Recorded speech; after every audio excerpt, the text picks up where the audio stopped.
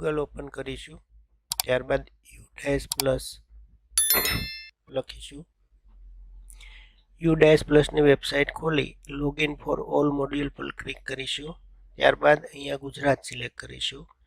Go button પર click કર્યા બાદ સ્ટુડન્ટ મોડ્યુલ પર ક્લિક કરીશું. ત્યાં જે તે શાળાનો ડાયસ કોડ અને પાસવર્ડ દાખલ કરીશું.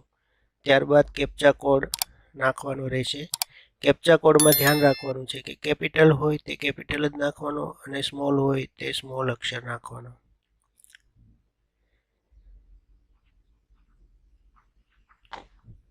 ત્યારબાદ લોગિન કરીશું. લોગિન કર્યા બાદ 25-26નું વર્ષ પસંદ કરીશું. સાઈડમાં મેનુ બારમાં આપણને સ્કૂલ સર્ટિફાઇડનો ઓપ્શન દેખાય છે, ત્યાં ક્લિક કરીશું. ત્યાં ઉપર ડેટા નોટ સર્ટિફાઇડ લખાયેલું હશે. ત્યારબાદ ડિક્લેરેશન ઉપર ક્લિક કરી અને જો શાળાનું સર્ટિફિકેટ ડાઉનલોડ કરવું હોય તો ડાઉનલોડ ઉપર ક્લિક કરી સર્ટિફાઇડ સેવ કરી દેવાનું.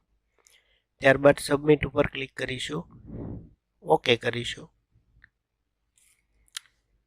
Thank you for submit. Student data આવી જશે અને ઉપર જે રેડ કલરમાં હતું ત્યાં ગ્રીન કલરમાં ડેટા સર્ટિફાઇડ લખાઈને આવી ગયું છે.